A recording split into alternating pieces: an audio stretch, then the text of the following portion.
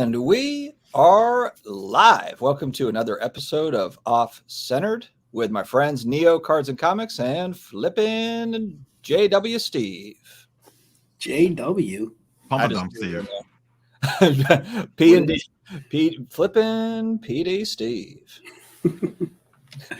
Oh man. What's going on, fellas? How we doing? I have my annual opening question. Have you guys booked accommodations for the National yet? Ah, damn. Oh, wait, no, but we have something in the works, don't we, Steve? Oh, Steve froze. Well, here's the thing. This is a development that just happened probably 30 minutes ago. This is why I was I didn't even know about this. No, it's not good news. Trust me. What? As of right now, I will not be at the National. What?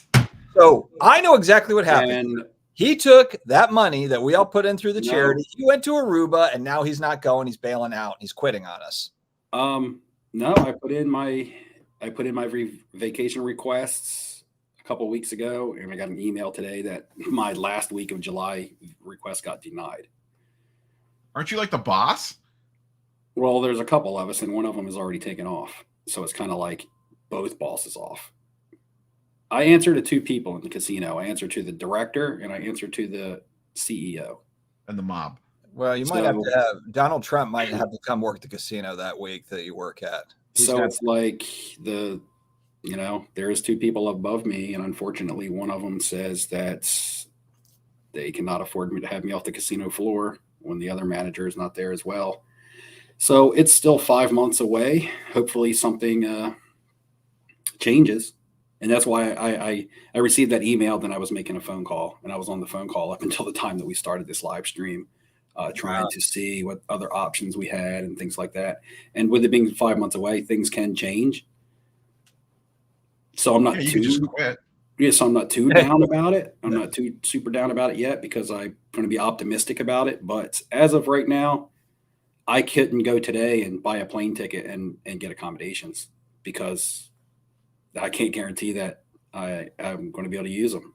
Yeah. So why, you knew the date. Why didn't you put the time off request in a long time ago? I put it in 5 months ahead. Well, clearly that wasn't early enough. If you put it in much earlier, they're not going to be able to answer you either because nobody knows what's going to be. And 5 months is a long ways away. Time to start taking calls from the rival casino, Steve. So you got to get we have to get the other guy fired or girl and then replaced by the time the National comes around. Or hire somebody else. I mean, that sounds way easier, does mine sounds more dramatic. I have no idea what our staffing will look like in 5 months. All I can say that as of today, if the National was next week, I wouldn't be going. So is it possible that you could come for Wednesday, Thursday, and then go back to work for, I don't know what your work schedule is, but there could be possibilities. Where I could come in there for a day or two and then 1 or 2 days. But my main concern is the giveaway. My main concern is being there for the giveaway winner, which we haven't done yet, and being able to be there so that they can win the prize, even if that means I have to come in for a day and leave. Right now, my main concern is not me. I'm not like, oh my God, I got to miss the National. Oh, woe is me. I'm going to cry. But I'm into panic because I have to try to figure out how I'm going to do the giveaway now.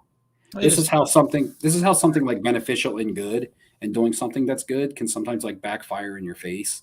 But I'm just hoping that it'll work out. That's all I can do. Well, that's just send all the money out. You could just send all the money, and then we can if there's random things like the case or whatever, we can figure that out on site. I can do all the things. Are going to be there. I can do all the things like book the accommodations and have all that stuff set up. The thing is that usually when I book the accommodations, I book them in my name, and I have to be there for the person to actually get the room, even if I put their name on it. They want my information to charge it to, right? Because I don't want them to charge it.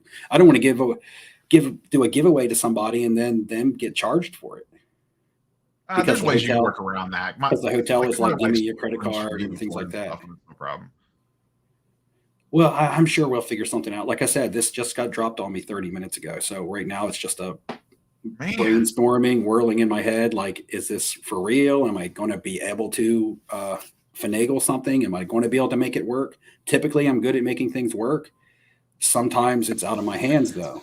You just send them. I say whoever the winner is, you just send them the money. They book it themselves. You could do it like that too, like for the hotel. That would be that's a good idea. I just, and they could just take the money and run. But I guess the problem that would be their decision. I guess the problem though is if because we announced the winner leading up to the thing, and then if they have to go book it, try to find something last minute to then stay. they won't be able to book it. Yeah, we'll have to figure it out. We'll figure it out. Something. Man, my little innocent, fun, joking question I've been asking for 6 months straight took a dark turn this week. Well, no, and I didn't have time to tell you guys, but I knew that it would come up, and I knew that I was going to drop it on you guys unprepared. It was dropped on me kind of unprepared, but I got to get with Hambone then, and we got to work some. I still want to do the off-site thing that we were looking at, some sort of what is it, like a Airbnb or something like that. Sounded pretty good. The thing that also stinks for me right now is I've really been going hard on inventory planning for the National. Can I still move those cards within the same timeline? Yeah, but it's just fun. A lot of the cards that I buy in are fun cards because I know they will draw attention at trade nights and I'll be able to make deals. Yeah. I've been going out of my way to buy prospect stuff for that reason because that was going to be fun with you. So can I take those cards that I've been buying and put them on the timeline of July, prior to the NFL season and still probably profit off of it? I probably could, but it takes away from the whole, oh man, I'm getting these cards because I know at the National it's going to be, they'll draw attention. If you miss out on the like say that we, you can't make it to the National, we figure out the giveaway stuff. Would you look at maybe like trying to get to a Dallas show or one of the other bigger shows, like in the end of the summer? September Culture Collision. September Culture Collision. I didn't know if maybe because there's usually a Dallas show a couple weeks before the National. I didn't know. Go to that. Dallas would be cool. It's probably, I guess Dallas is still a better show than Culture Collision or bigger than Culture Collision, I'm going to guess. But Culture Collision has grown, and I like the setup of it. I've never been to Dallas, but Dallas still feels like I've had 2 really good experiences at Culture Collision, so I guess that's kind of unfair to compare it to anything else. I could go to for a third time and it'd just be overkill. So Dallas could make sense. The thing that I know sounds lame, but the thing that always gets me to Dallas is Allen, Texas is like 45 minutes from the airport. And I don't know why that just seems inconvenient, but when you go to Chicago for the National and you literally just roll in and your hotel's across the street, that 40-minute, commute in, it just feels like a long time. I know that's probably lame, but that's the one thing. Cleveland National, the IX Center is literally at the end of the airport runway. And you land and you're right there. You walk across the line. It's just a bummer. Even if I was able to do the giveaway, or I'll make the giveaway work somehow. Even the giveaway will work. It'll happen even if I can't be on site. But the interactions that I get to have with the winners is always awesome. Like Mark last year was awesome. Like it's a highlight of the trip. Like he wasn't around like all the time, but when he was around, it was like super cool. And Mark's the perfect winner. Because he's great. Fuchs. I was hoping there was a few. Fuchs was great the year before. Yeah, Fuchs is great, but sometimes there's some of my trolls are like finalists in that thing, and I'm like, please let me not have to hang out. Are they? They might be your trolls, but they're not mine. Well, yeah, you don't have any trolls, Steve. This is off topic. Is Fuchs still alive? I haven't seen him in a live chat forever. I messaged Fuchs on Instagram the other day because I looked at the last time we messaged and it has been months. And I just was like, hey, man, I just wonder what you've been up to. Just checking in to make sure and see everything's okay. Just like give me a thumbs up if you're fine. You don't have to give me any personal information, but just give me a thumbs up if you're okay. And I don't even think I got a response. So I don't know if he's just not on social medias or what. Maybe he's under another account in the chat and hiding out on us. I just got an offer on ComC for a Sam Darnold card. Let me accept this real quick. Sam Darnold, they're talking about him. He might go to the Vikings. All of a sudden, I've got Sam Darnold offers. Okay. So, all right, go ahead. Steve, what is the? I don't want to. You don't have to give everything away here, but and I know that you've had this curveball right before this, but what is the timeline for the National giveaway? Have you put some loose thought on this? I usually like to do it at least a month before the giveaway to give people enough time to take off work and to get planned. The accommodations and everything on my end are already always taken care of. Like usually by March, like last year by March, I had already booked the extra room, and everything. I had all the accommodations and everything done and set up. I do that prior to getting a winner, to make sure that when I do get a winner, that there's the stuff is there. I don't want to draw a winner and they're like, oh my God, now I can't even line up their prizes. We I had already definitely cannot do an Airbnb with like the winner, not knowing who that's going to be, and then some like randos there and you're not there, and it's that could be a disaster. So let's talk before you make any commitments there. So yeah, but I don't want to focus the entire live stream around that. So in other it is what it is. Like I can't let it engulf me until for the next 5 months either. My cat died today too. So let's seg into that. I'm just kidding. Did it really? I don't have a cat. Turtles. What? Because mine died the day I got back from Atlanta. Oh Lord, I was joking, Steve. Remember? No, mine was you don't remember real. that? Jeez, way too soon for that joke. Sorry, Dustin. my parrot died. There we go. Gosh. Dream hasn't even started yet. Dog killed a bird. Already behind. Lucas Factor. What is going on? Zach Pierce. It's a disaster for me tonight. The Cavs aren't even playing, so I have to actually pay attention. Oh man, I better pay attention. I'm all over eBay and stuff, man. I've been busy too. Fairly heavy. Busy too. Brendan Why Ryan. don't you buy a week off in late July? Bizarre. Did you actually move a Sam Darnold card, or was that a joke? No, I swear I got an offer right just a second ago. I'm feeling like right now with all the rumors going around that it's time to just list them and see if people impulse buy, because I saw the post where it said the Vikings are, it seems strongly interested in Sam Darnold. So I know that doesn't mean anything. I know that doesn't mean that he's going to be good, but it's his name in the news. And I talk about that in a video that uploads tomorrow. Not Sam Darnold. You have been cranking it out, man. Look at this. Can we talk about this? Like, you're like a real content creator. You didn't make a video. You did. Speaking of not thinking somebody was dead, you didn't make a video for like 6 months, and all of a sudden you're like, "I'm back." Hold on, my TV. Because I was filming. That's because I was filming 6 months worth of videos to drop at the same time.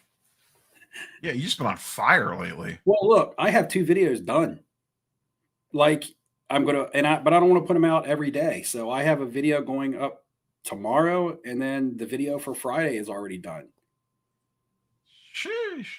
So I have 2 videos done, but tomorrow I'll probably start filming the video for Sunday, because I'm going to put out videos like every other day at the most. I'm not going to do every day. That might become every 3rd day. The problem is I'm doing so much right now.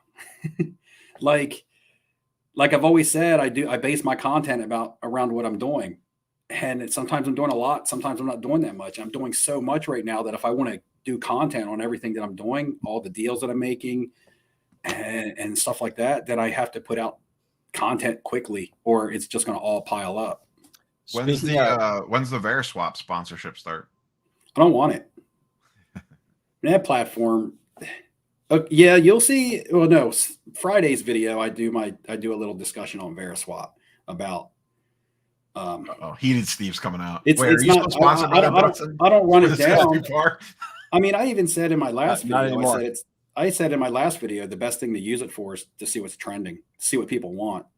But it's not like you're actually going to pull a lot of deals on there. I have 3 completed deals, and I have at least 25 failed deals. So you do the math on that and be like, what's the ratio? Is it worth it? But I will tell you that this is how stuff works. But this is not what you see in vlogs. You see the deals that work. Ooh, that sounded like a veiled shot. It's not a shot when it's the truth. Like a shot is something when you're just making shit up. Now you're dropping truth bombs. You need to follow it with a woo. Damn, I watched a Ric Flair documentary earlier, and Steve sounded like Ric Flair. Hold on. John Reckoning made a video about Steve acting like he was Steve. I want to shout out John Reckoning. Earlier, I watched the first 15 minutes of it. One thing that he did say was that he was talking with you about Baker Mayfield, I think like a green rookie card. John, if you're watching, I know you're blocked on my channel because you made videos about how I was going to like turn into a zombie or something. So I did block you, but hopefully you do see this through Steve's channel. I had picked up a few Baker Mayfields. Steve got on to me for getting a die cut. He doesn't like the die cut. Well, it's a nice card. I think it's a nice card, but I just like the die cuts. I just find it harder to use die cuts. That's all. This is like nostalgia from 2020, going back into Baker Mayfield. You got to love some of the Baker Mayfield stuff.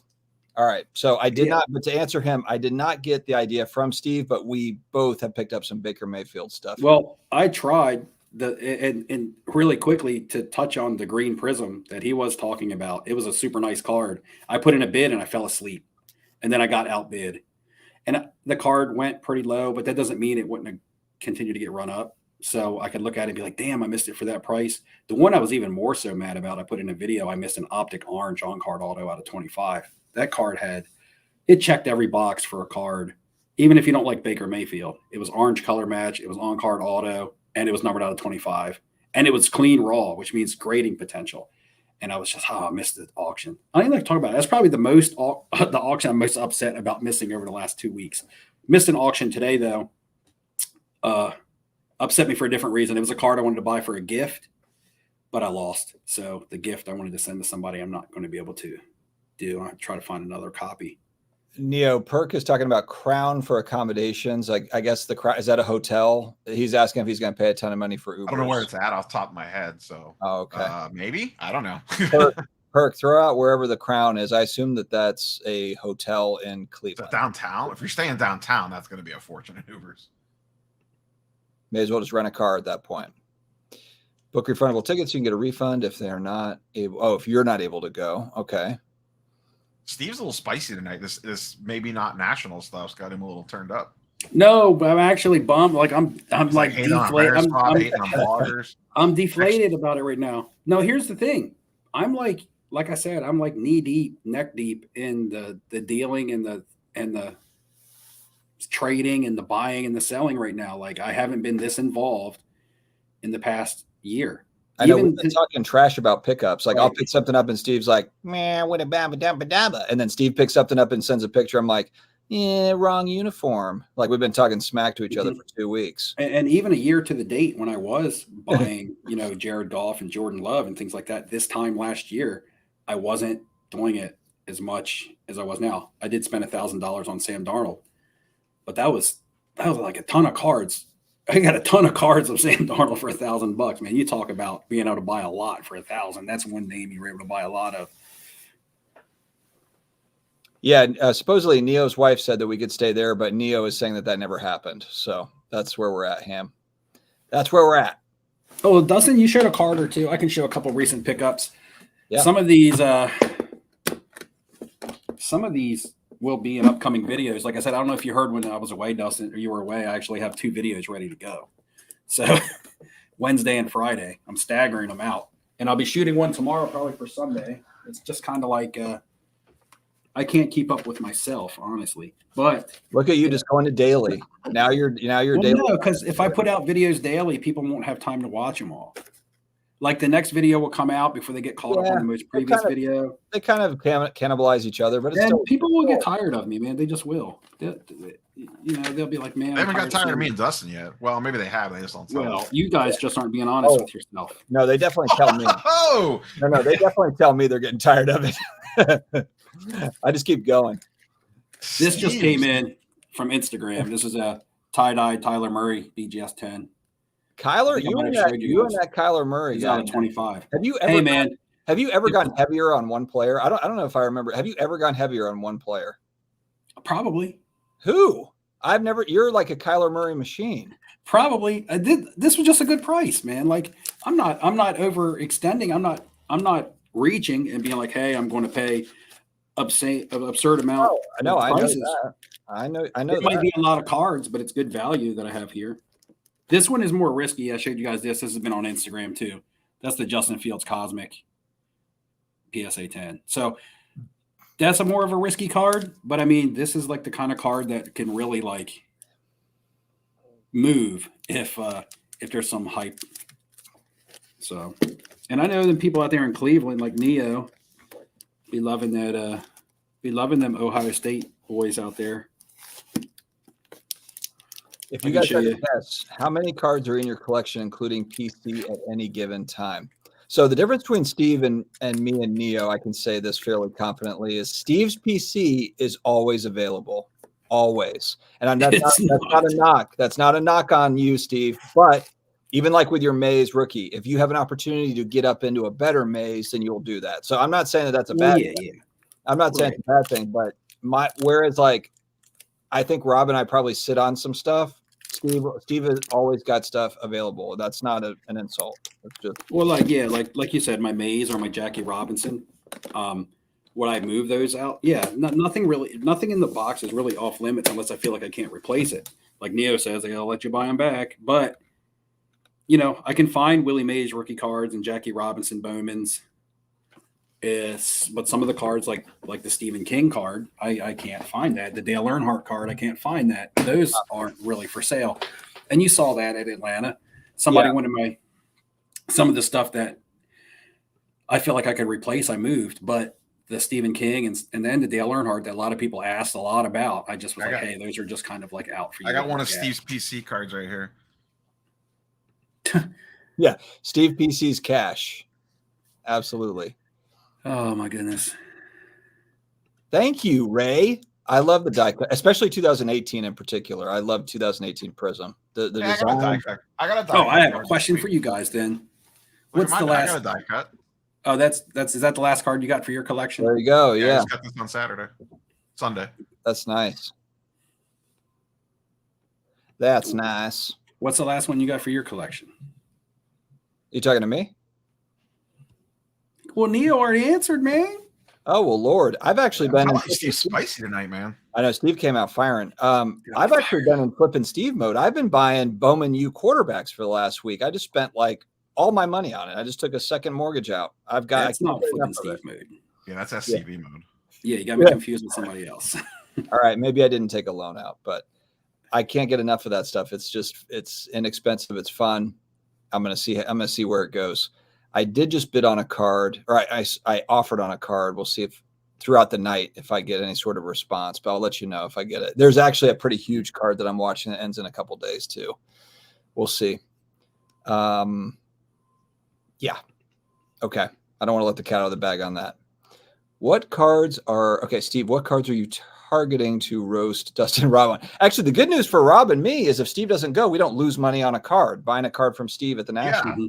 Yeah. Every National I've got. Well, we learned our Steve's lesson. wallet. This last National, we didn't buy anything. We learned. No, I did. I bought a Game of Thrones dual auto off of him. Oh, you did? Yeah.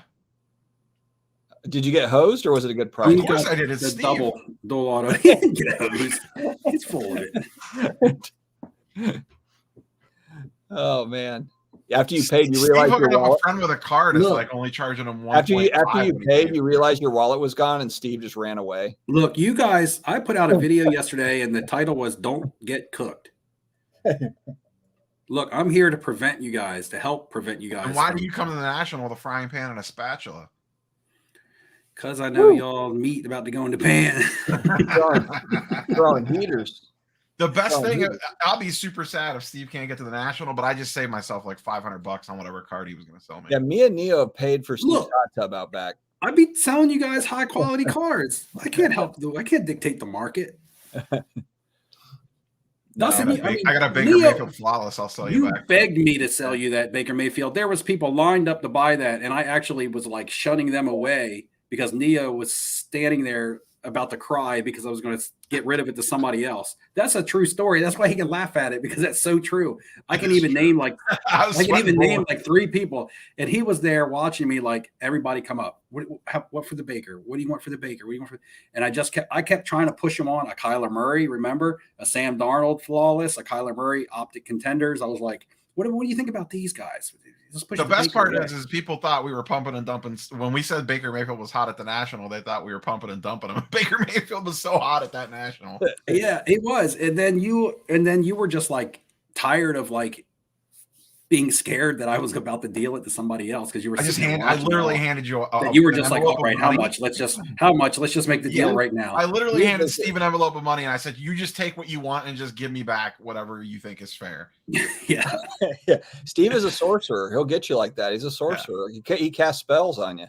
We were on the way home. I was driving home and I wanted a Mountain Dew and I had to ask my wife to buy it. And she's like, well, where's all your money at? And I was like, Steve got it all.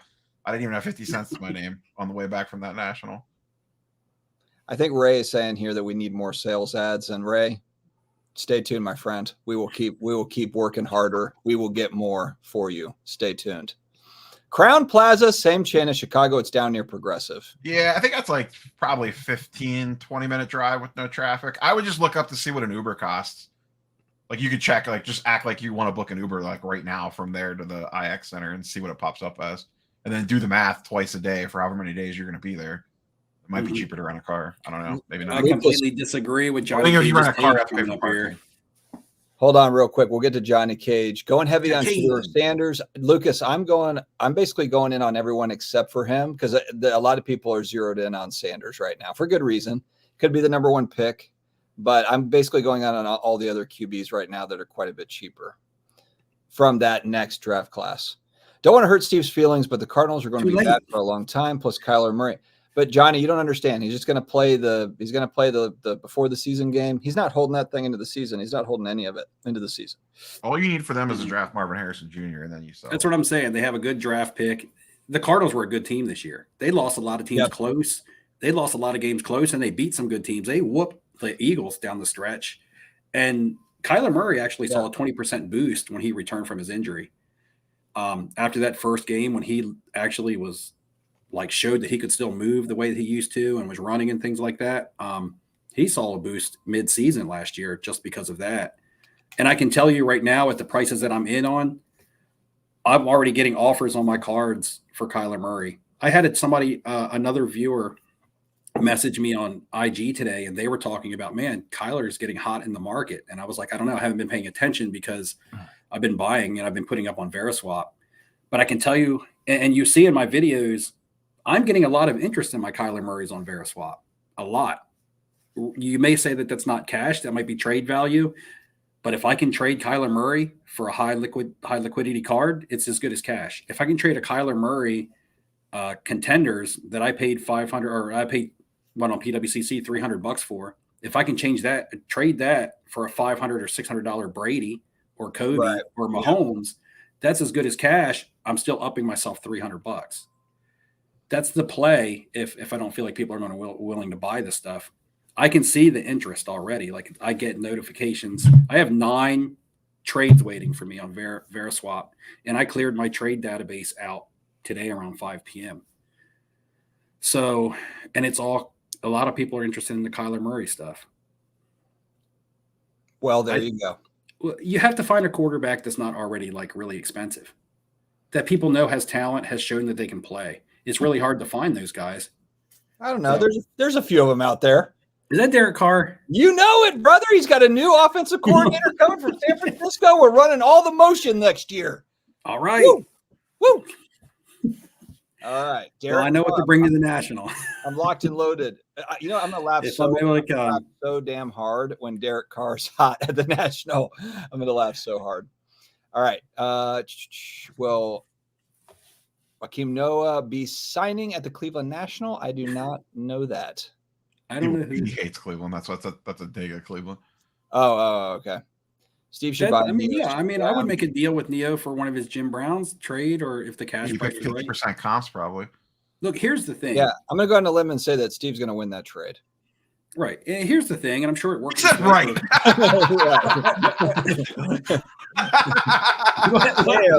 Damn, dude. He is just like snap right.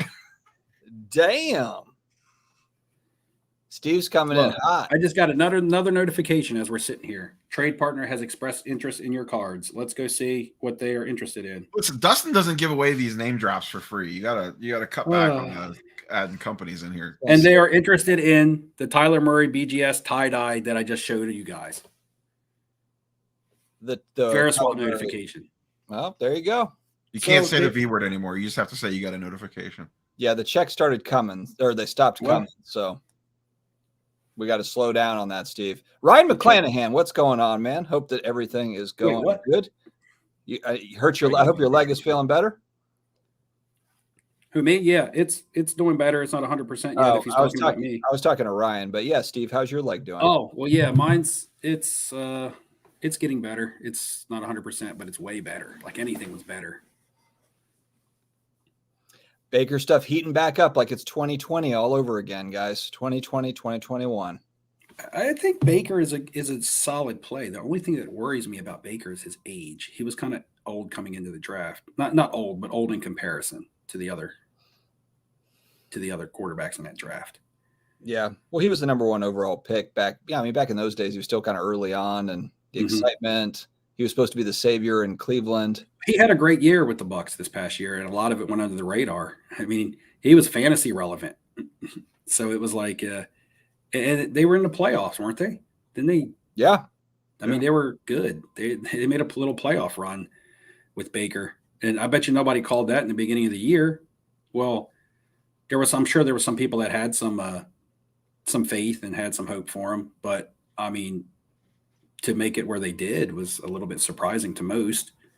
Vintage card collector. He's a couple of years older than Goff. I mean, he's not that old. He's not as old as Kirk Cousins, Derek Carr. He's right in between Cousins and Jared Goff, and Jared Goff's seen a resurgence. So I hear you, though. I think the too old part is just he's been in the league for 10, 11 years, and he hasn't done anything in the postseason. So absolutely. But that's part of the reason why his stuff is really cheap. I mean, it just is. And he plays on my team, so it's just kind of part of the fun. What are your thoughts on what they did to the Pro Bowl? The whole flag, I don't even watch it, so I have no idea. Could there be value in Pro Bowl game use memorabilia? Yeah, I don't. I know they're doing like flag football and challenges and stuff. I don't know. Rob, are you going to shell out for the Manny Ramirez TriStar experience? I don't know yet. I haven't seen them put up pricing or what they're offering. Kyler may draw interest if Arizona could get Marvin. Yeah, exactly. Marvin Harrison Jr. Whichever team gets Marvin Harrison Jr., that team's quarterback is probably going to see a little bit of buzz. I'm ready for the Marvin Harrison Jr. experience. Yeah, you got that. God, I've been trying to buy his autos, and they're more expensive than the quarterbacks. They're so expensive. Out of 10. Yeah, that's nice. Do you have any of his autographs? No. Just the only reason I have that is because that pack pulled it. Influencer box. # loaded. Josh Rosen cards. He's the real sleeper. He's sleeping all right. 12 hours a day. Yeah. All the playoffs in the 9-8 record. Yeah, the Saints were 9-8 too, but of course they didn't make it. Sanders and Ewers, the Penn State quarterback, Big Papa. I can't recall his name right this second, but the Penn State quarterback. I've been looking at different mocks, and he is estimated top 10. But who knows? Obviously, there's a few QBs. Who's the other guy? Georgia's QB. Beck, I think is his name. Picked up some Becks. Mm-hmm. Yeah.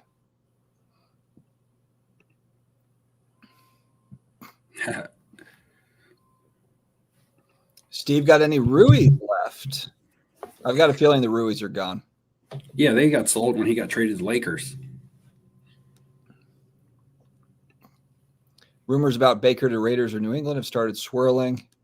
Yeah, I guess the thing, it's not a done deal that he stays in Tampa. I just assume Tampa's going to re-sign him, but if he's asking for huge money, I mean, I guess he could bounce out of there if they don't want to sign him for huge. I assume he's going to at least demand a Derek Carr contract. I think Carr makes like 30 or something. So, and what did Baker make last year? Like 11 or 12 million bucks or something like that with incentives. I mean, he's going to command pretty decent money. Malik Neighbors. Yep. Steve, I owe you an apology. Brock Purdy is average at best. The guy has no deep ball ability, has no chance of ever putting the team on the back. Game manager at best. I'm kind of like I'm a yawn about the Brock Purdy hate at this point. If he won the Super Bowl, everyone would say, that he's not. Like after every game, you either go back and forth, whatever. But he didn't though. It's a Super Bowl, Steve. Like Dan Marino never won a Super Bowl. I know. I didn't mean to cut you, but I mean, no, but I'm just saying he missed a wide open touchdown pass to Deebo Samuel. The guy had 4 steps on his guy, overthrew him in the back of the end zone. Like that's a throw that a big time quarterback makes. That's a throw Dan Marino makes. He was just never in that situation. That's a throw Patrick Mahomes makes. That's why the Chiefs won. I mean, I'm going to say Brock Purdy's a good quarterback. I'm not going to say I'm not sitting here saying Brock Purdy's a bad quarterback. Okay. I'm not going to say that. What I am going to say, what separates somebody from being good and somebody from being great, and this is my argument against Tua, against my own favorite team's quarterback, is that they can be good in a system and they can be good when the game is in their favor, But once you make them one-dimensional, or you tell them that, hey, it's time to put the team on your back and make a play and win the game, they're not able to do it. Yeah, but here's That's my what issue. When you separates the say good from the great. when you say game manager, I think about Trent Dilfer. Yeah, I think about like Trent Dilfer is a game Right. manager. The Ravens like the defense won the title. You just manage the game. Right. A game manager is somebody who goes out there, don't make a mistake, basically. And I mean, hell, when Peyton get Manning won his last Super Bowl with the Broncos, he was a game manager at that point. His defense was managing the game. I mean, he wasn't. But again, we're talking about a guy in the last year of his career, after neck surgeries and 5 MVPs. Okay, well, that's just just one example. But Trent Dilfer's a game manager. Brock Purdy, to me, he was better than a game manager. I think you're kind of like, I think he's above average. I'm not calling him a game manager, though. No, I'm talking about here. Game. This is this is always a critique on him. Oh, he's got all these weapons. He's just a game manager. I disagree, because I think that he's above a game manager. I'm not saying he's Patrick Mahomes elite, but I don't think that he's a game manager. I think he's better than that, and he just doesn't. He doesn't get credit when he loses. The guy hadn't lost a regular season game in like 12 weeks or something. Right. And then they went on a skid. I don't know. I just think that it's like they went on a preseason skid, though, when some of their position players were hurt. And the way that I look at it, and again, I think Purdy is a solid quarterback. I'm going to say he's above a game manager. But when you looked at the rosters that those teams had on the field for the Super Bowl, if you look at Kelsey, who everybody says is Mahomes' #1 target, and you look at Kittle, that's kind of a wash. Maybe you give it a little bit to Kelsey, but Kelsey's aged and been hurt. Then you look at the receivers on the outside. Samuel and Ayuk and even Jennings are probably better than the #1 than Rice for the Chiefs. And then you look at their running backs. Pacheco is not Christian McCaffrey. Best offensive line in San Francisco. And then on the defensive side of the ball, they have like the highest paid defensive salary. The difference in those two teams was one of them had Brock Purdy, and one of them Patrick Mahomes. Yeah, but Patrick Mahomes didn't do it really much of anything for 3 quarters. Then he did it when it needed to be done. That's my point. Yeah, but I mean, most quarterbacks who start off bad, they have a downward spiral and they just get worse. If the Chiefs muff a punt at the 15, we'll never know, because they fumbled a ball inside the 10. Pacheco put one on the ground going in for a touchdown. Did they score? No, San Francisco picked it up. Chiefs didn't score either way you look at it. Rather, the 49ers got it back and punted. But that's another thing. Did the 49ers get a touchdown off of that drive? I don't know. Probably not. But again, you could say that was another missed opportunity by Brock Purdy in the offense. Wait, I thought that the Chiefs recovered that when Pacheco put it on the ground? No. I thought it bounced right into the other guy's hands. Mm-mm. I think it's something else. Hold on, I have to look it up. That's the play that Kelsey got mad on and went over and grabbed Andy Reid because Kelsey wasn't in the game and Pacheco fumbled. Chat, what happened there? Steve's lying. Either way, everybody on the planet knows that Brock Purdy is not Pat Mahomes, so we get it. But Pat Mahomes looked pretty pedestrian for 3 quarters until finally things started to kind of roll. But you're right, though, in the sense that Brock Purdy and the Niners had 3 3-and-outs in the second half. You are not going to win the Super Bowl with 3. I think they had 3 straight 3-and-outs, and then they had a muff punt. I mean, it's not going to happen. Both offenses and both quarterbacks looked pedestrian. You can say that, or you can say the defenses looked great. You could say it was a combination of both, because both defenses looked great. Both offenses struggled. But in crunch time, when a play needed to be made, 4th and 1, Patrick Mahomes run play option for a first down, gets him downfield, hits Kelsey to inside the 5, finds Mecole Hardman for a touchdown. I mean, that's when you make your paycheck. That's when you write your legacy. Tua is a great quarterback for 3 quarters. I can say that as a Dolphins fan. He is non-existent in the 4th quarter. And when you look at his stat sheets, he led the league in passing. He was like 5th in percentage, or 5th in QBR, like 3rd in percentage. He's up there in air yards, so it's not like he's dinking and dunking. But the difference between him and being a great quarterback is he can't put the team on his shoulders when he needs to win a game. Yeah. So even throw Brock Purdy's name out the window. I'm just talking in general about quarterbacks. Tom Brady was like that as well. When he needed to get Tom it Brady done. was clutch. Tom Brady, he was clutch. And Pat Mahomes is clutch too.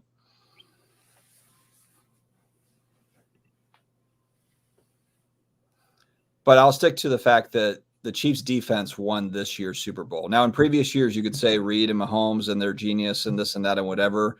But this year, that Chiefs defense was incredible. That's really what it was. The crazy thing about the Chiefs is that this was the year that they were kind of written off. Their offense did struggle all year. If you drafted Patrick Mahomes as the number one fantasy quarterback, he was considered a bust. You know, it was probably his worst statistical output. They struggled. Kelsey was hurt. It took them a while to get their running game going, but their defense was amazing all year. And then they're not supposed to beat the Ravens. They're probably not supposed to beat the Bills in most people's minds, but they go on the road and they beat both of those teams, and then they win the Super Bowl. Like, now, maybe the NFL's rigged. I've said that in the past. Or the spotlight shines brighter on big players when it's time, you know, when it's important. Yep. And the MVP of the league, Lamar Jackson, right? Did he win MVP? I'm not sure.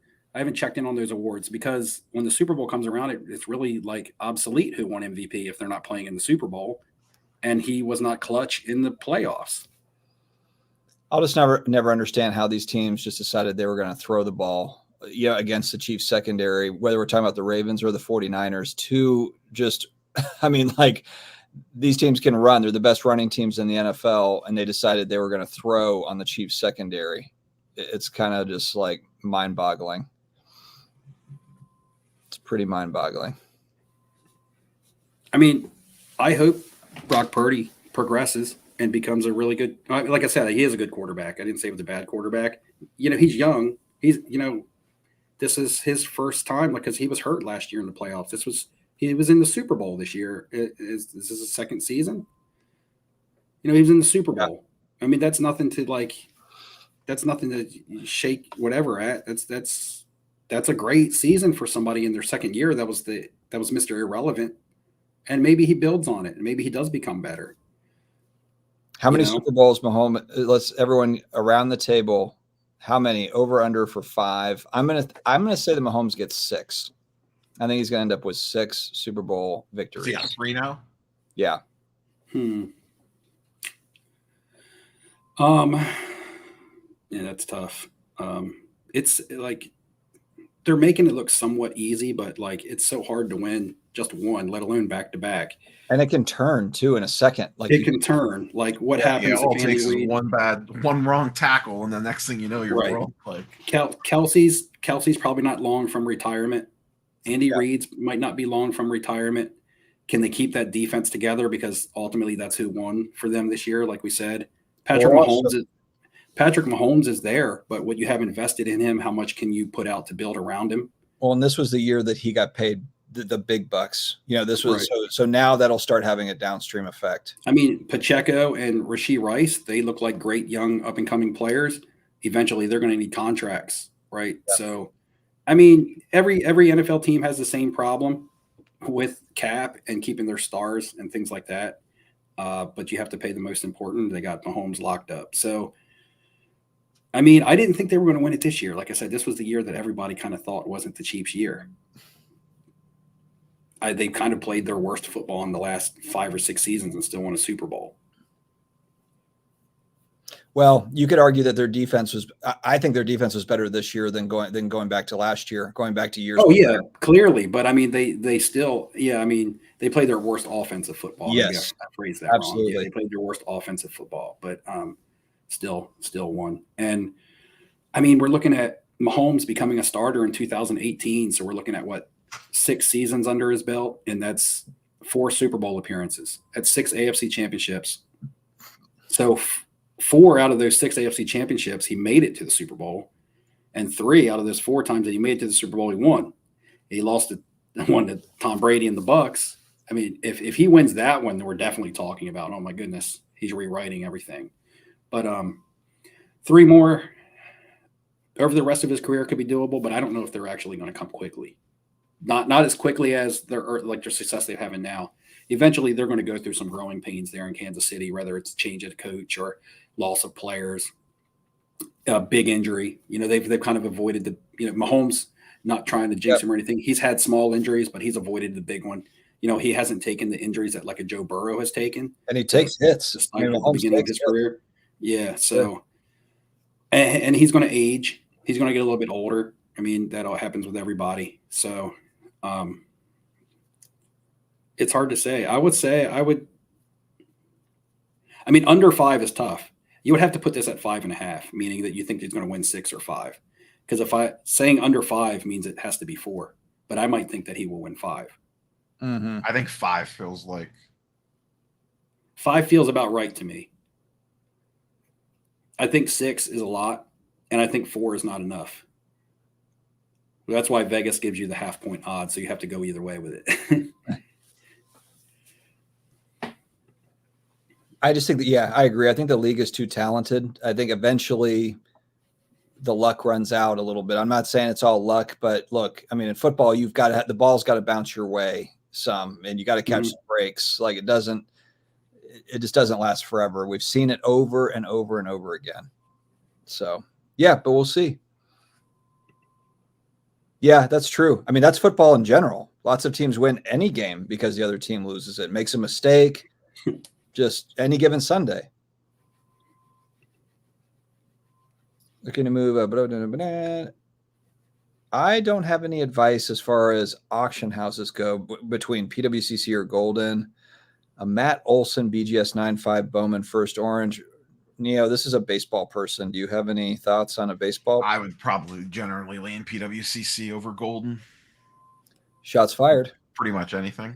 Whoa! I talked about this actually in a video that's uploading tomorrow. So I don't know the baseball market, but if you were to tell me the value of that card, the market, if there's a comp out there that's something similar, I would be able to answer this.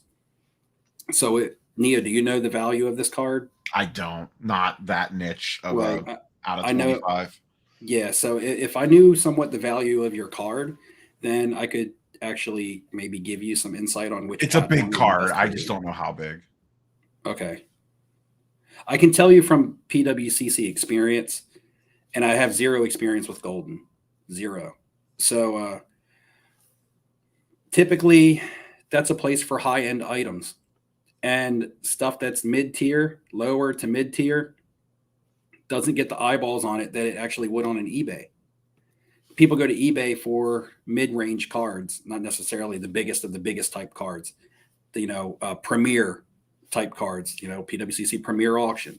So I find a lot of deals on PWCC when people tend to put their cards that are between $200 and $500 over there because and a lot of people don't go over there to look for that kind of stuff. The people going to PWCCs are going over there to look for high, big ticket items.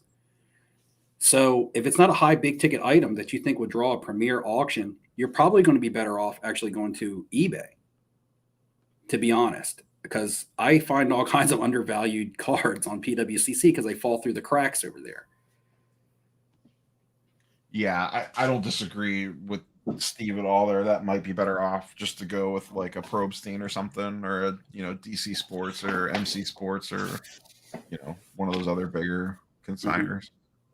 I mean, plenty of massive cards sell on eBay all the time.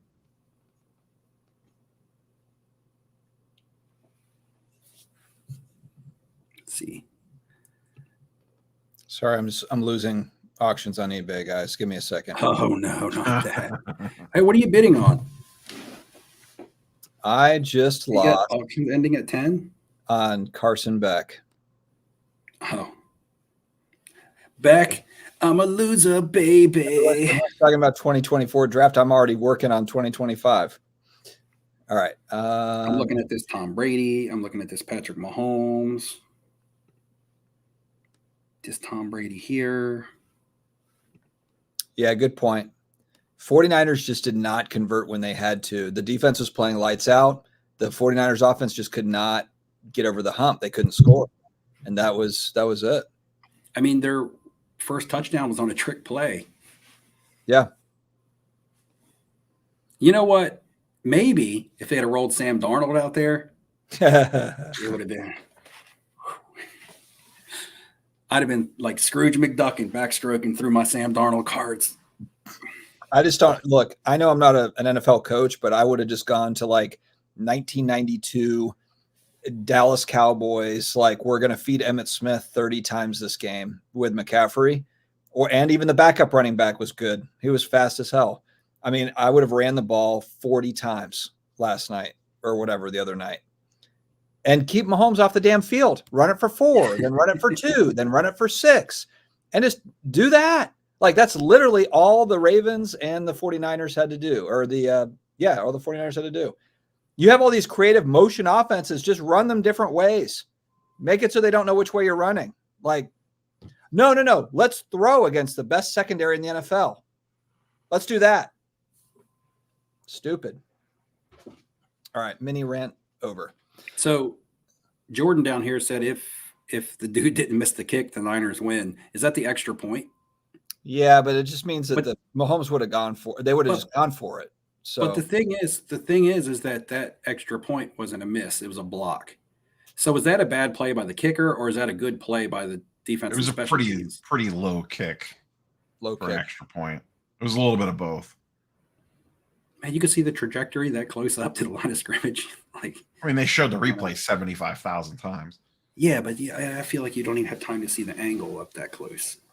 The ball doesn't have time to lift. I don't know. Maybe right. Could be a low kick. Chat agrees. They're already saying low kick. Chat agrees. They're 49ers fans. It's all right. Brock Purdy wasn't good enough, but you know what? He shouldn't have had to be. That's the problem. Shouldn't have had to be. He should have thrown the ball. He should have thrown the ball 12 times Sunday night. 15 times. That's it. You could tell Dustin had all his money on Niners -1.5.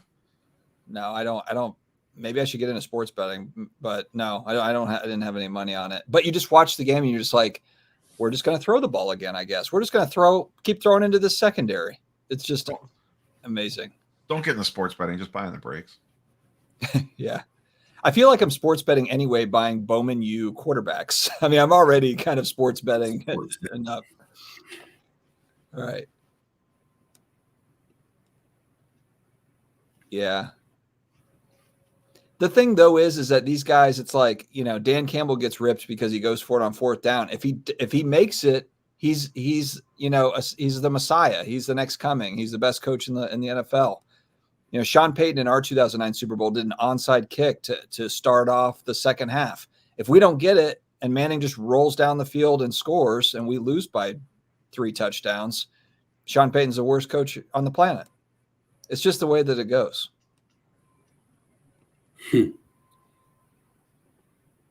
Mott's can't get over the game, and I feel you, man. I feel you. Mahomes' pick was the worst pass of the game. Yeah. You could just tell, though, Mahomes has been there before. He did what he needed to do at the end of the game. He didn't have a great game, but he just did what he had to do at the end. He had 2 very good drives at the end of the game that made the difference. And Purdy just couldn't get over the hump. But again, Shanahan should have ran the ball more. It should not have come down to Brock Purdy throwing passes. Should not have come down to that. I'll say it again. Holmes could be about it. Yeah.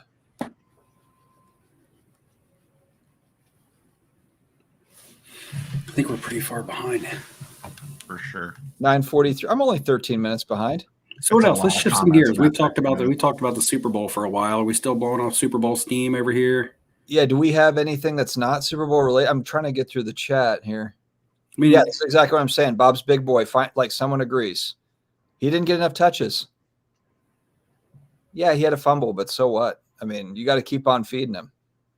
Mm-hmm. Lamar won MVP. Neo fell asleep but woke back up. KC reminds me of the oh god, I don't barf. All the shenanigans around. Okay, here we go. This is not Super Bowl related. With all the shenanigans around card grading, the low wages paid, and how critical these folks are on their hobby, what do you think about a hypothetical professional card graders association? I hate it. U.S. Sports Cards. I hate it because you know what? It's going to be run by humans that I'm probably going to be annoyed with. This is like the whole labor union thing or whatever. It's just, it sounds like a great idea, and it's probably not going to be better. So my problem is who's going to run that? Who's going to run the Card Graders Association? I don't know. A bunch of dudes that probably are going to annoy everybody. And then we'll be complaining about the Card Graders Association. Yeah. What do you think, Steve? It's just always tough to talk about grading because it's a necessary evil. It is. It's like good and bad. Yeah, if you're trying to, especially if you're trying to make money in the hobby, one of the best ways is to get cards graded. But it's not that. It's not even that. Grading's so inconsistent and so hard to trust that sometimes you're scared to get your cards graded because you're like, man, they're not going to grade this fairly, or they may undergrade, overgrade, second opinions, third opinions, snap it, resend it, get a different grade. I mean, it's like, and right now I'm buying a lot of raw cards. I'm building up a nice PSA submission. And I also have to strategically place cards in there for a reason and leave certain cards out for a reason, because I feel like anything that I can do to not necessarily confuse somebody new to grading, but anything I can do to not give them any insights to say something that might be a flaw on one of my cards. So say, for instance, I have 2 cards that are exactly the same card, the exact same raw card. Neo, you okay? Yeah, my power flashed for a second. Right. And the centering. I've seen this movie, the Scream movie. Go ahead, Steve. And the centering on the say for instance, the centering on the 2 of them are different.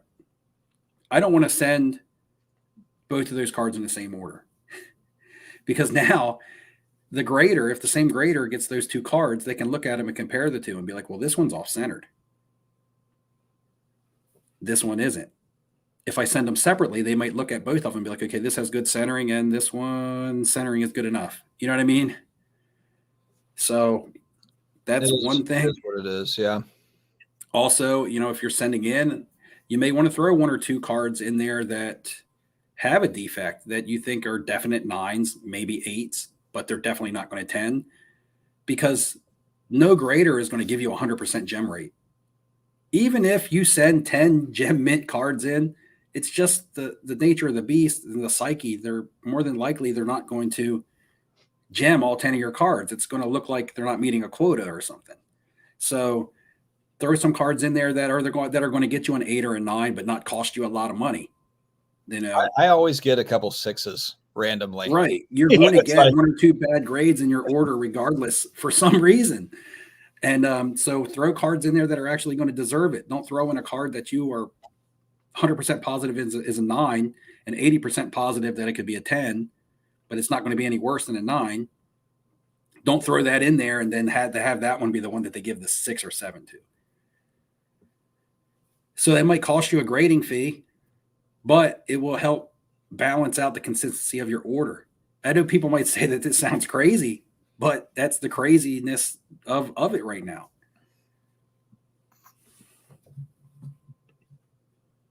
Only there was some sort of automated like grading. Yeah, Neo, you're a big fan of automated grading from what I've heard. Just complete silence over there. All right. We got the Magneto helmet on standby over there. We're on to Cincinnati. All right. Man, there was a lot of people fired up about the Super Bowl here. They're doing Ham says Topps is doing a launch party at 12 p.m. tonight. Oh, are they? That's pretty cool. I don't know. You want to segue that into Neo? We have time to do that? Yeah, Neo, do you want to do the your we can talk party? And break at the same time. You're gonna do a Topps party at your house? We can, if you guys want. Yeah, you can just put me on the big screen, and then you guys can still tell them what you have, Neo. Tell chat what you have going on and see what's up. So came in a little early. We don't gotta wait for midnight here. How do I do this? How do I make that's definitely not the face we want up the close. You seriously don't know how to work StreamYard? Whoa, there we go. Who's that? Rise Acuna. I'm just gonna keep clicking buttons. Special guest Ronald Acuna on the show tonight. Is this it? No. We're back to normal. Oh my goodness. How do I put it on you? How do I traffic control? All right, you're there. Oh my goodness. There we go. No, you can put it so you two are off to the side. You can put it so that you and I are off to the side. Oh, there we go. Hey. He did it, folks. He did. Well, I gotta swing my camera. I'm doing the clutch, man. Brock Purdy of the live stream. The lights are flickering over there. No, I did that on purpose that time. I gotta swing my camera around. There's a guy with a knife behind you, though. He's fine. So Neo got his. That's Tag. So Neo's got his tops box in a night before the release. So is that influencer perks there that you're keeping secret from everybody, or that happens to be that the Fanatics distribution facility is in Ohio, okay. so I get my shit like the same Okay, day. that's what we'll leave it at. Yeah. You know, so I got a hobby box and I got a jumbo box. I'm just going to open up the hobby box. Look, I bought 2 cards off eBay this week because this relates to your distribution center being near you. And they came out of the eBay vault, which is located in Newcastle, Delaware, and I live in Delaware, so that's about an hour to an hour and a half away. And they have left the vault in eBay vault. They've gone to Pennsylvania. Now they're in Tennessee, and then they're supposed to arrive to my house tomorrow. I'm like, why didn't somebody just drive them on down to where I live, or let me come pick them up, or just ship them straight? Like, I guess the way FedEx works, that also makes me nervous. I guess eBay vault ships through FedEx, so they're hitting multiple destinations FedEx before getting to my house, which is kind of sometimes. crazy. I want the 6-pack down.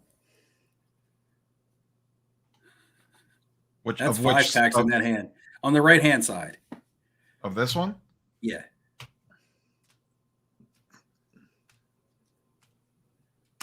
So you want the 6? Oh, man, that's the butter roll right there. This one? That's the one. All right. All right. So What are we going to be calling me? You're going to be calling me Papa Breaks after this. Mostly. Wait, what are we looking So we're for? not guaranteed an auto out of this. It's pretty much you're just hunting for like SPs and stuff. What players? Ellie and Jason Dominguez. Okay. Oh, man, it looked like nothing, man. I take that back. I want a different pack. I want a refund.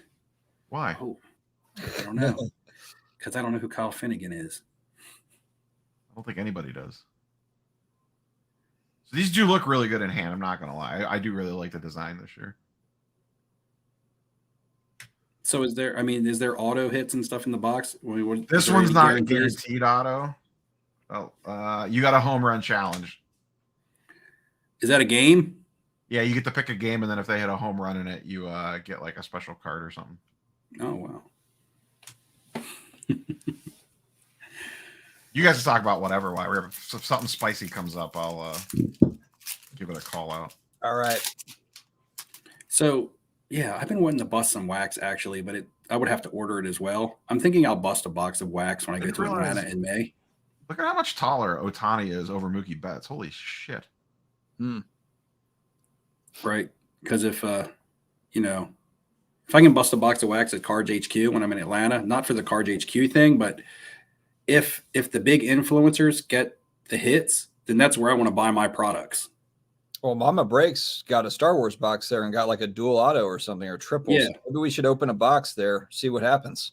I mean, if I were smart and I was somebody that wanted to break and I thought that there was a certain person that was getting all the hits, I'm not saying that somebody's not. I'm just saying if I actually really legitimately thought that, I would break with that person. Wouldn't that just make sense?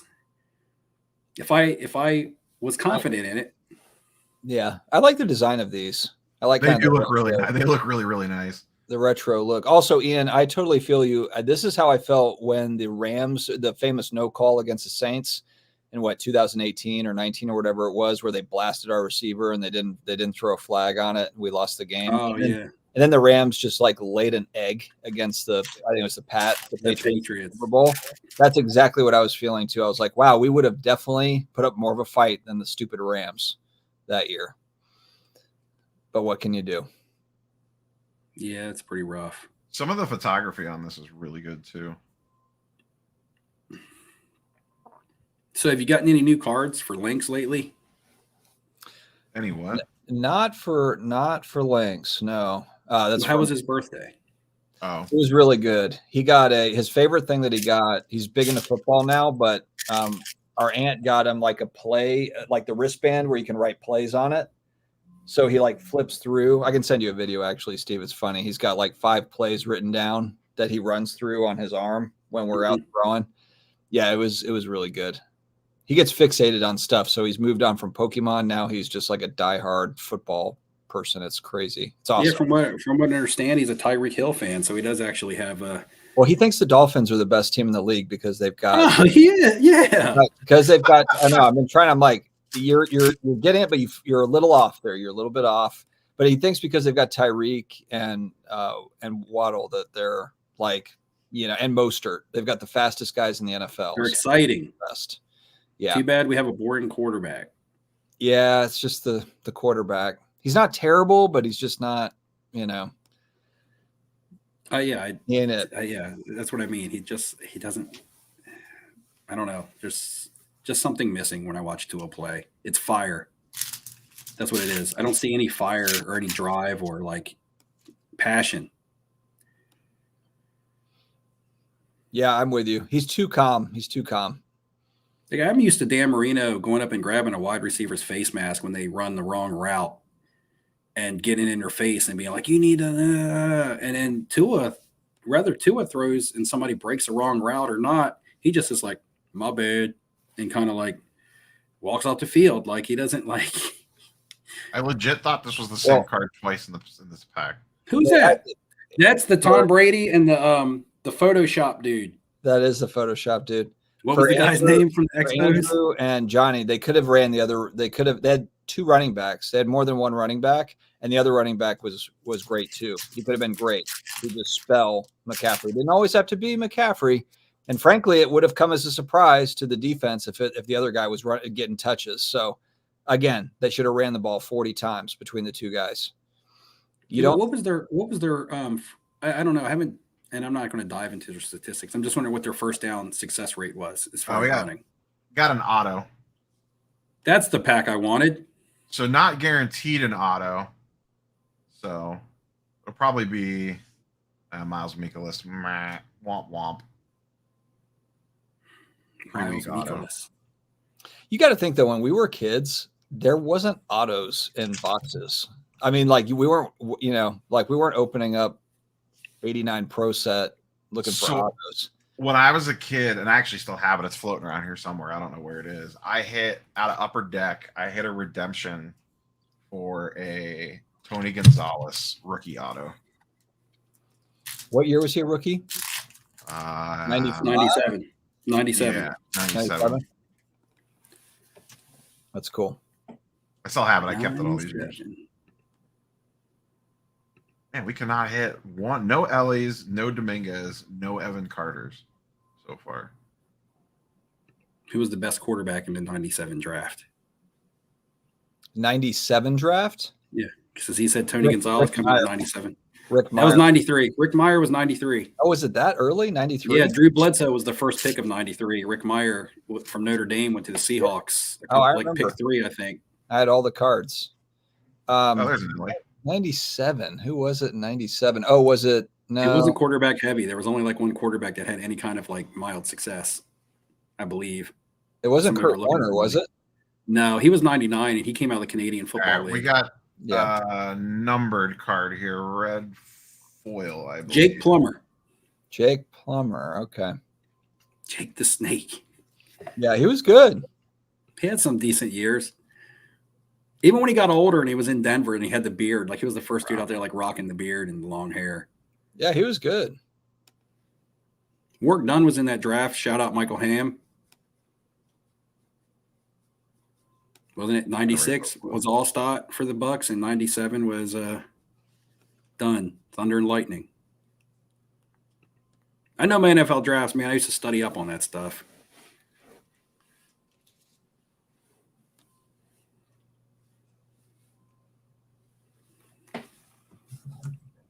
No, Mike Brunell was in the 93, and he was a late pick, like maybe 5th, 6th. He could have been as early as the 3rd, but he was drafted by the Packers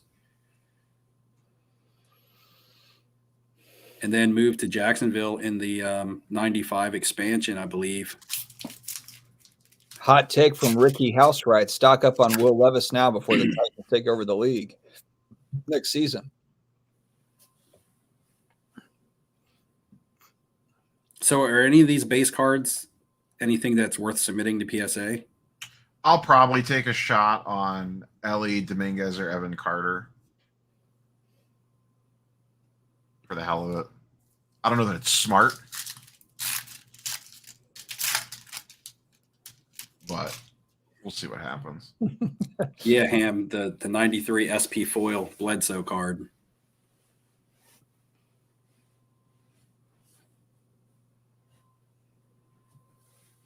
I do really like this design. I can't say that enough. Yeah, I'm digging it. The retro look. The thing that this is going to be, I mean, everyone said it a million times, like Topps Chrome is going to look amazing in this. Weapons was guessing Peyton Manning, but Peyton Manning was 98. 98, yeah. Number 1 out of Tennessee. Over Ryan Leaf. Remember when that was a tough decision?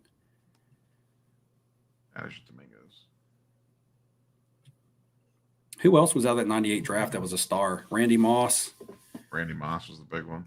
Fred Taylor had some good years. He was hurt quite a bit, though, but he was solid for Jacksonville for a little bit.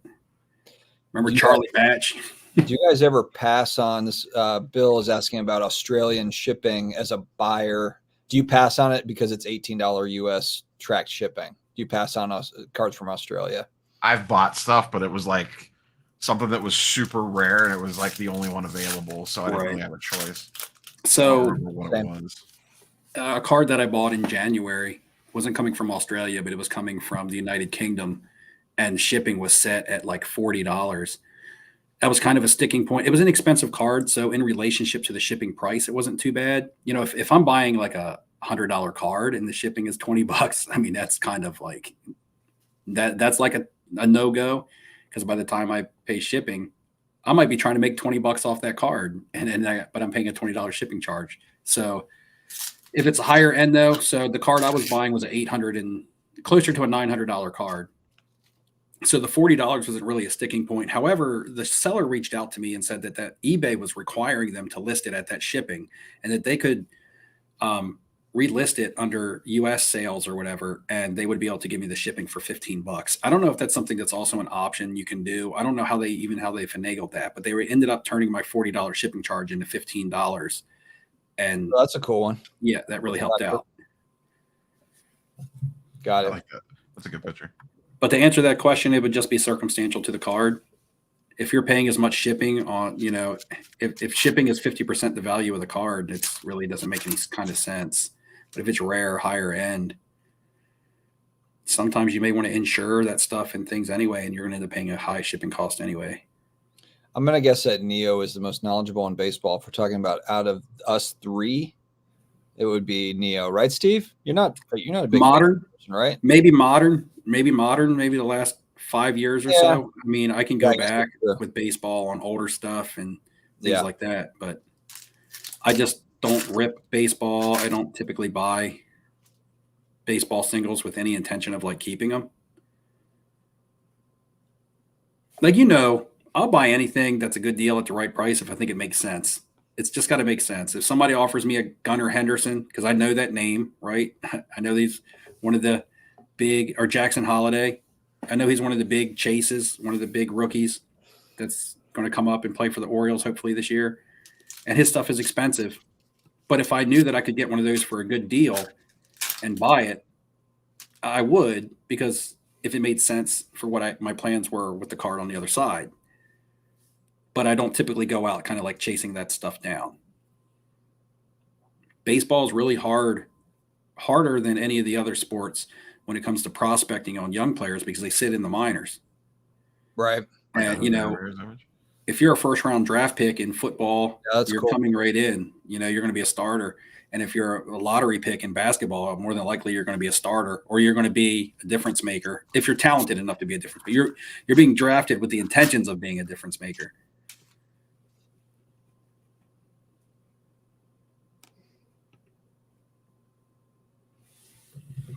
Are there cool inserts or anything in this, Rob? There's short prints is what you're really looking for. Okay. Yes, Mott's. Your question about Veriswap. I have been messing around on the platform for about a week to 2 weeks. I do videos like every other day, which is just basically my life in the hobby. I'm showing cards that are coming in the mail. I'm showing cards that I'm buying and selling. If I'm grading cards, I'm going over cards. Nothing. If you see the title of one of my videos change throughout the entirety of the video, and I end up going on the eBay platforms, Veriswap platforms and things, and talking about those. I actually do somewhat of a mini review on Veriswap in my video that's coming out tomorrow. Not a full-fledged review, and I talked about it in my past video about what's most beneficial to me. And I'm not going to tell anybody to go over there and just use it because it's great. All right, silver pack time. See if we can get out of here to bail this box out. You know what to relate? This is what I say in tomorrow's video. I relate Veriswap and some of the trade offers that you get to that one guy in your fantasy football league. You know that one guy in your fantasy football league, if you guys in chat play fantasy football and you can relate to what I'm about to say, just give a thumbs up in the chat. That one guy in your league that wants to give you 5 players for your bet. They want to give you 3 bench players, your running back's handcuff, the number 1 waiver wire pick, and then their 6th best player for Christian McCaffrey. How many of you guys have that guy that wants to give you 5 $1 bills for a 10? And they say, well, 5 is better than 1, but they're giving you 5 $1 bills for a $10 bill. Yeah. I've had that before. So I didn't hit this in this box. This will be in my video for tomorrow. This is one of the more chased short prints. This is the team color match thing that they're doing this year. Oh, that's cool. Yeah.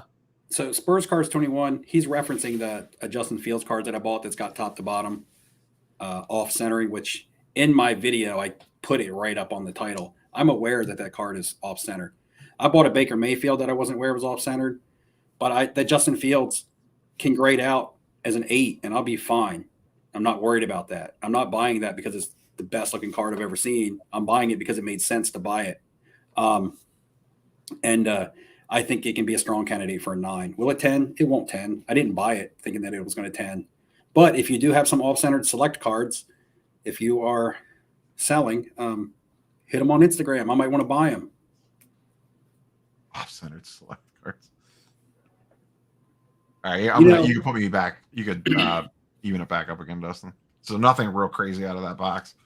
We did get an auto, which is hard to hit. Not super hard to hit, but woo, that off center right there. The Dominguez and an Ellie. So there's only 2 people that can relate to that fantasy football story. I mean, I've had that happen before. The guy that always wants to trade, and it's always like, yeah, that was Dakota in their content creator. The best free. Okay, well, I just got this guy off free agency, and he had a good game, and I got a good backup quarterback. Oh, I got a handcuff that you can handcuff one of your players with, and I will give you Jordan Addison, who just had a good game as a rookie, and all you got to do is give me Christian McCaffrey. You don't ever have those. Okay, I guess my fantasy football league is different than everybody else's.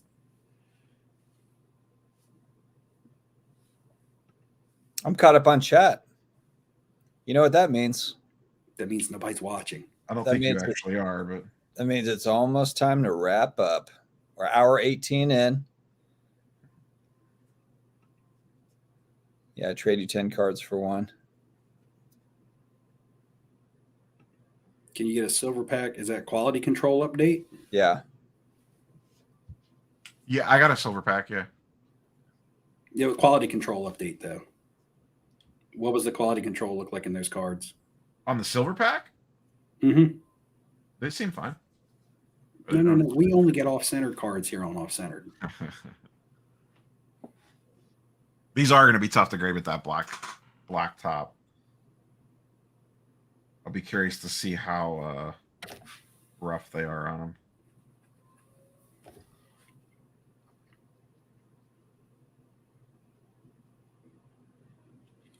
You know, the one thing, and again, talking about the centering on cards that I still find interesting, I've got some PSA 10 slabs in today on some select cards because select is typically off. You know, a lot of Panini stuff has just got bad quality control, but I got some cards in today and I'm looking at them and I'm like, man, these are 60-40, easily 60-40 to the naked eye. And they got PSA 10s. So again, it's like a box of chocolates when you send a PSA 10, man. You never know what you're going to get. Forrest Gump. Bringing in Forrest Gump references. And that's all I got to say about that. Jesus.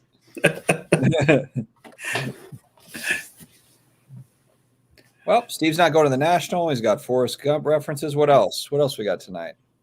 Man, don't say I'm not going to the National. I want it to come to fruition if we keep saying that. I mean, I don't know. Just Positive vibes. He needs positive vibes. Yeah. Yeah, I'm just turning the lights on. I'm the guy turning the lights on. All right, pack it up. Pack it up, everybody. Pack it up. Pack it in. Life's a garden. Dig it. Where have I heard that from?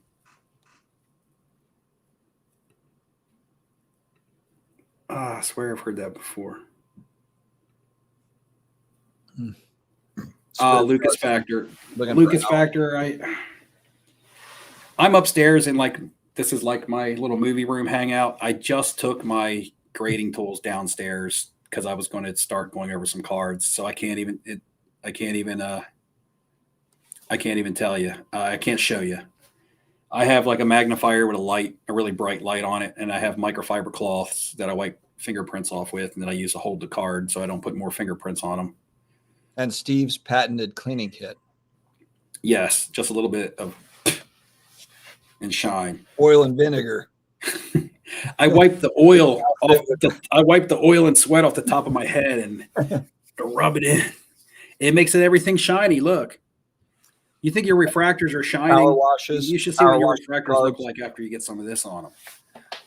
Steve power washes the cards and then sends I have to wear a welding mask to look at my cards when I get done shining them up. You're gonna end up on an AIH video. You better watch out. That's okay. I'm not worried. Yes. Don't forget to lick the slab. Exactly. You nailed it, Lucas. Lucas Factor, if you're on IG, I'm at Sports Card Dad. Reach out to me. If you're also buying Bowman U QBs, I'm doing that as well. We can talk about it. It's always fun to talk to like-minded people. Steve and Neo have not gotten on it yet. He's buying. I just sold two. Maybe you bought them. I sold a Caleb Williams PSA 10 Sapphire and a Bo Nix PSA 10 did you Sapphire. really? Yeah, because I opened those boxes. I sent them out for grading. I didn't realize you had opened the boxes. I'm just buying the autos. Are they autos? No. Here's my very short experience with Bowman U. I was offered a Caleb Williams auto in a trade on Veriswap. And I'm like, well, I don't know much about this. Let me head over to eBay, see what these cards look like. What are they comping for? And there was so many different variations and so many different kinds. Like I was trying to find the Caleb Williams that they were offering me. And I'm like, well, it's a gold out of 50. But I went over there and I saw about 10 different golds out of 50s, all with different poses on them. Are you talking about Bowman or Leaf? Bowman. Yeah, there's not that many different ones. There's a bunch of, if you count the Leaf ones, and yeah, there's a bunch of, if you count that in, then maybe, but I'm telling you, the Bowman U, like there's 2022 and 2020 or 2023, but how many cars does Kyler Murray have? I felt like there was a ton of, but these aren't even their pro cards yet. They still got pro cards to come. Well, yeah, I'm not going to hold on. Yeah, in like a year, though. I'm just saying, how many Bowman U cards does Kyler Murray have? I don't know, but I wasn't like, it doesn't matter. It's not really relevant. It is. No, why? It's just more cards of the same person, either way you look at it. They're not going to limit the print runs that whatever Panini puts out because Bowman U has product. Yeah, I know, but I'm not going to own any of them when that comes out. Oh, no. I understand that. Yeah. Oh, I get that. No, I get that. Yeah, there's no relevance but there's a longer. I guess what I'm saying though, if you go back to like when Kyler Murray I had some Leaf stuff of like Kyler Murray. I remember when that stuff came out, but there was such a short window of time between like that stuff, like his college uni and his pro uni. Now it's like 18 months. Okay. Now it's like forever. Since we're on the topic of like print runs, if you look up downtown of Trevor Lawrence, this is Trevor Lawrence. This is 2021. 2021. If you look up a downtown of Trevor Lawrence, there's over 360 PSA 10s in the population. That's supposed to be a rare case hit card.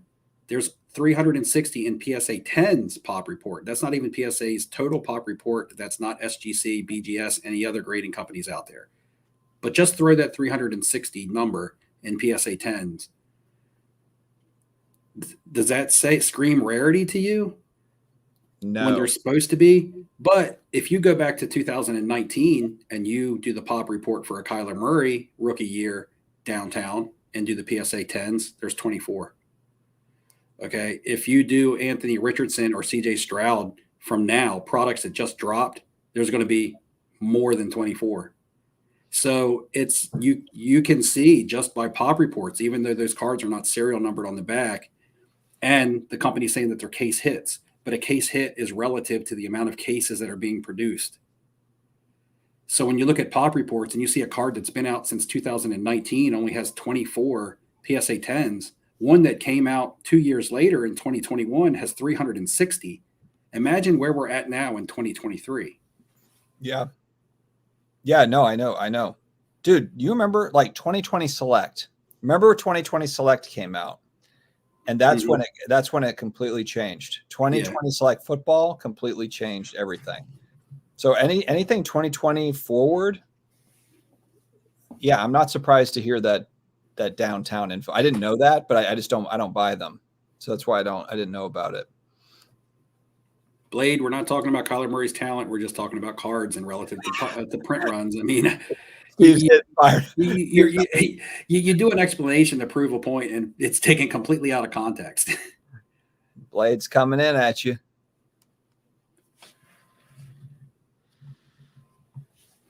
Yeah, it's kind of one of those things. If football is going to prospect in the same way that baseball has done with first Bowmans, if that's a new thing that's going to continue on, just being that these guys are signing exclusive auto deals as they enter college and all the nil deals, et cetera, et cetera. I mean, that's where I think you have kind of some legs on this stuff. I understand. I'm not saying like, look, I get when they get the pro uni stuff, it's obviously is going to affect this, but there's just a much longer runway of time. Mm-hmm. That's what I'm saying. That's all I'm saying. I'm not saying Bowman U is like what you, I say that, but hell, look at Mike Trout's first Bowman cards. I mean, I don't know. Maybe there'll be. When I'm talking about the Bowman U stuff, I was just because I hadn't delved into it at all. So the first time I looked at it, when I saw how many listings of Caleb Williams autographs there were out there, I was surprised. I was like, this is his main product, I guess. He has the Leaf stuff and things like that. But I was just like, for a Bowman U product, I was like, this kind of feels like a lot. It probably reference to what it is. Yeah, especially they probably printed more and have more variations compared to previous, especially with like Marvin Harrison Jr. and the rest of the gang. I mean, they probably did it up this year, I would assume, compared to going back a couple of years. And then because I'm looking at them now, because then they also have like inserts. You have the regular 2023 auto of his with the parallels that are numbered, and then I see like the Kahuna, the future of football, Sapphire selections. These are all autos. And to me, okay, there's Bowman's Best Wanted. It looks like a wanted poster. I mean, that's a cool looking insert. But to me, the big Kahuna inserts. Have you seen those? Those are cool looking. To me, it's just tough to narrow down. Okay, if people are going to want these, which is going to be the one that they're really going to want the most? I guess I'm just looking at it as it's a $50 card. I can grade it for $15. What's my downside if I'm looking at the top 5 QBs each year? And that's kind of where I'm looking at it. I'm not spending $500. I know there are some that are expensive. I'm not spending huge money on them. I'm spending $50, $75, $100 on the high end, $150 maybe. Mm-hmm. And then just getting kind of a basket of different guys. And if Bo Nix goes in the top 10 or whatever, there's speculation. Maybe he goes higher than he should. I saw a mock draft that the Giants are taking Bo Nix at 5. I feel like that would be really high, but now who knows? I argue with a Giants fan at work all the time because I'm like, man, Daniel Jones, they're going to cut him. He's going to go. And they're like, no, they're locked into that contract. They'll just eat one more year of it. I'm like, well, they might eat the contract, but I don't think they're going to eat it with him on the roster. Because they got to get started sooner than later. But so, I mean, what do you think? Do you think they'll draft a quarterback? And will they try to? Nobody's going to take Daniel Jones' contract. Well, I just think trade. I think that between Penix, Bo Nix, Drake May, Caleb, I think there's going to be 5 QBs taken in the top 20 picks, even if it means that another team is moving up. Maybe it's a team that's moving up from the 20s to come into the top 20. So that's why I feel like this year, I don't think next year is that way. I don't think there's quite as many good prospects, but this year is QB heavy. Mm-hmm. That's just what I'm saying. So it's a good year for product with quarterbacks. Yeah. coming out. And who knows if they'll be any good, but there I will mean, be when was the last time we had a draft class this heavy in quarterbacks? I guess 2020 was fairly 2020. heavy.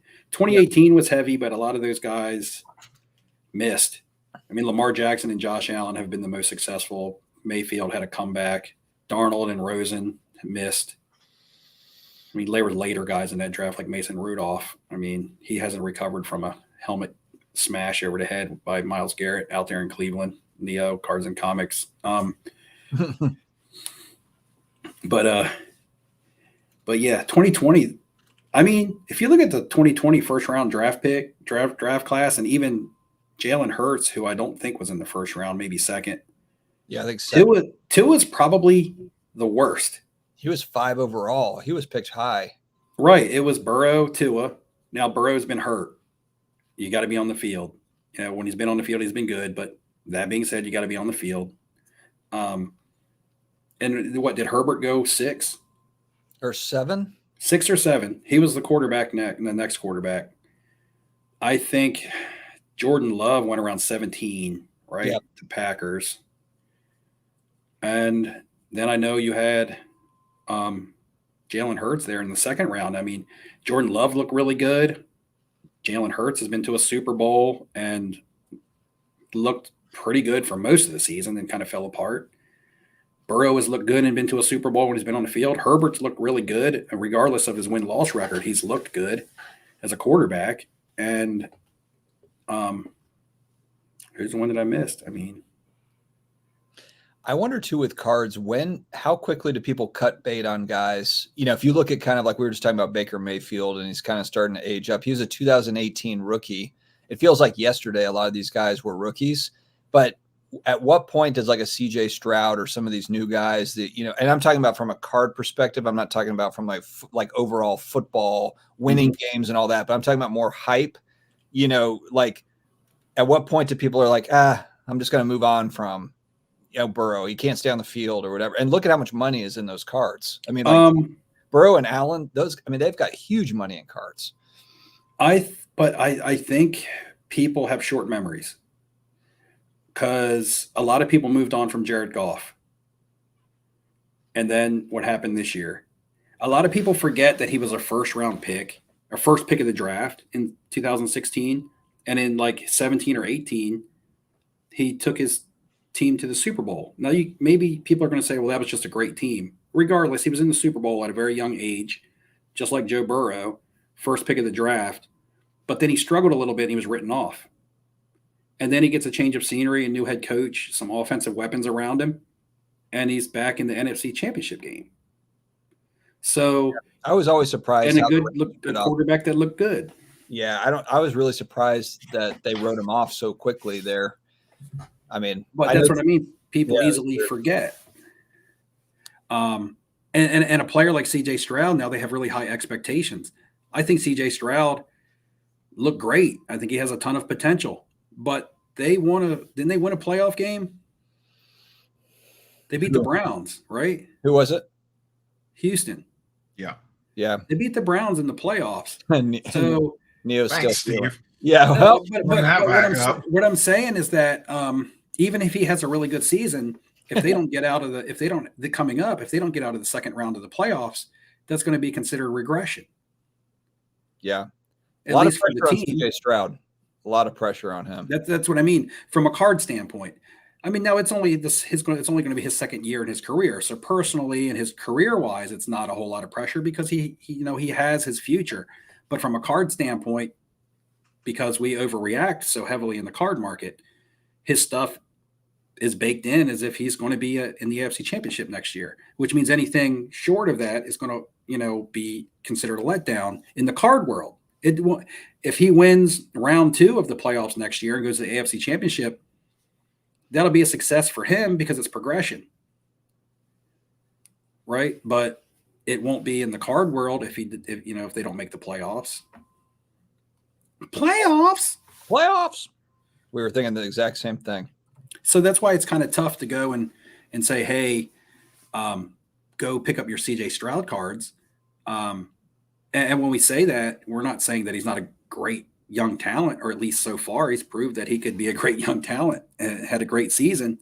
That's just saying there's a lot already into those cards to where you're already paying for that potential.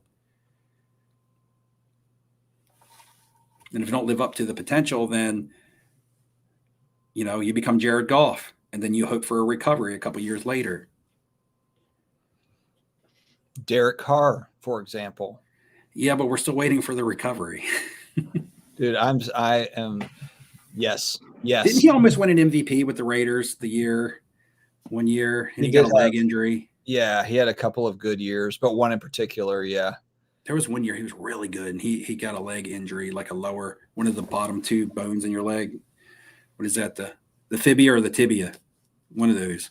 Because in your arm, it's the radius and the ulna. And in your leg, it's the fibia and the tibia.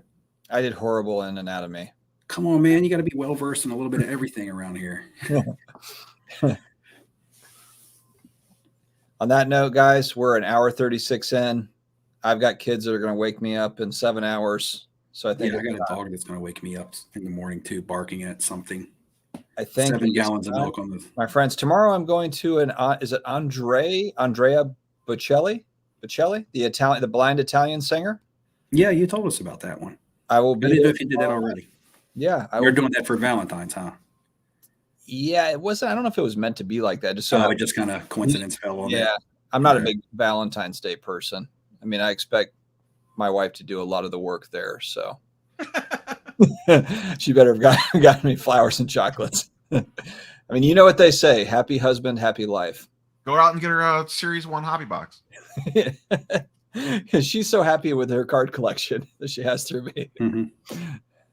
Oh, okay. Dwayne says great concert. Good. Yeah, I'm sure it's gonna be fun.